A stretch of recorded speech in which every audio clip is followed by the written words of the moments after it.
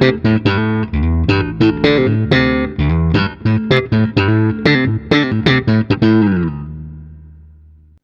Riv here, back from my little vacation to New Zealand. Well, it wasn't really a vacation. I actually removed my head and sent it back to Sparky for some repairs and upgrades.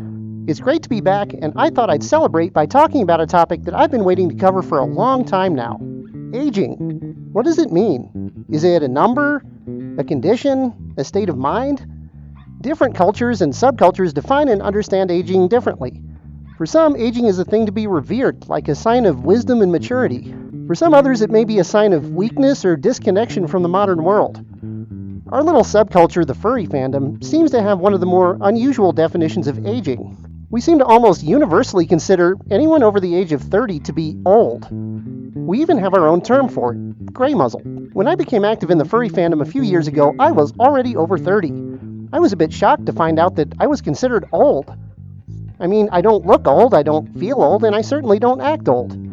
I still identify as a young adult. Most people who meet me guess my age is late 20s. For me, being considered old at an age that almost everyone else still considers young is not exactly a positive thing. Now I know that different furries react differently to being called a greymuzzle. Some think of it as a term of endearment or respect, and some like me really don't care for it. For me, I feel like I'm being unfairly singled out as being different. I realize that the fandom has attracted a ton of young people in recent years, and you may get the impression that most furries are in their teens or 20s, especially if that's the age group of the furries you tend to associate with. It may seem like there aren't that many of us over 30 in the fandom anymore if your involvement's mostly online. You might just not see most of the older furries because they often have different preferences for how they communicate online. While younger furs tend to like places like Telegram, Discord, and Furry Amino, a lot of older furs tend to prefer Facebook and forum-type chats like Fur Affinity. You just may not be intersecting with them all that much. Now, if you've been to a convention, you definitely know that there are a lot of us over 30 in the fandom.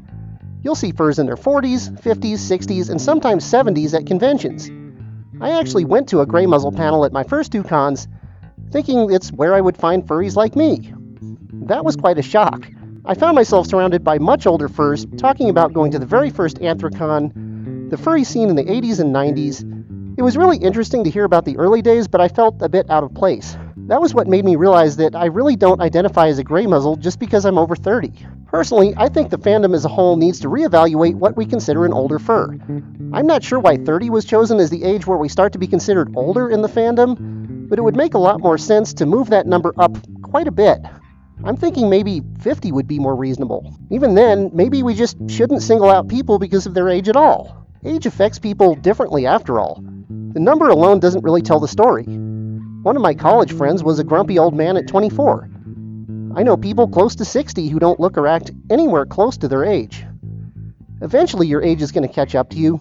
You'll have physiological changes, wrinkles, gray hair, and your behavior might even change a little bit. It's just not possible to predict when and to what extent aging is going to affect a certain person, so it might be best to just forget about the number and treat people the same. Sure, I mean, that can be hard to do sometimes. The aging process can be hard to understand until you get a few decades under your belt. It's human nature to think of people older than us as somehow different because of their age. When I was younger, I used to think someone who was 30 or 40, 60 or 75 was somehow a very different person than me. Now I realize that I'm still the same person I was when I was 20, experiencing the world just the same. Our bodies may change and eventually deteriorate, but who we are never really changes. If you were able to meet your parents or grandparents at the same age you are now, you'd probably think they were just like you. It's hard to get that across, but it's really true. It's taken me a long time to understand that myself. Unfortunately, I've even seen some outright hate toward older furries. A while ago, some jerk actually tweeted that anyone over 30 should leave the fandom. They said something like, "Oh my god, can you imagine someone actually still fur-sitting at 50? Thankfully, their comments weren't received well, and they pretty much got told to STFU. It was still sad to see someone thinking like that, though. I personally will still be fursuiting at 50 and having just as good a time as I am now. Being a little older in the fandom is actually not a bad thing at all.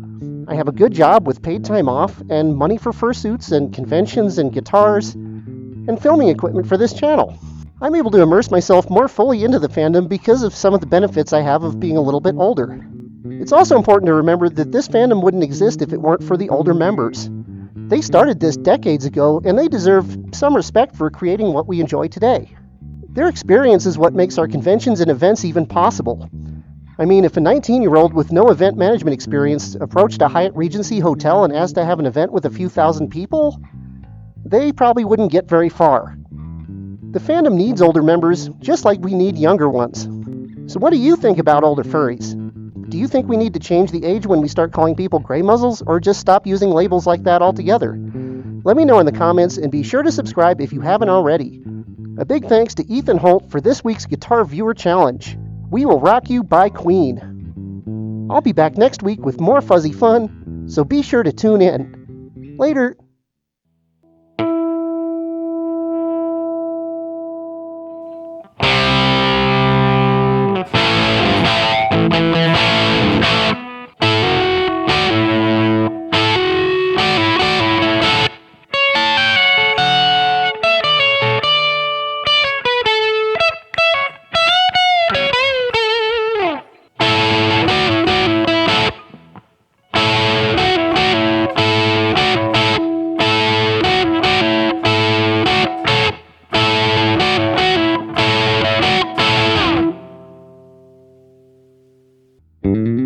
Thank you.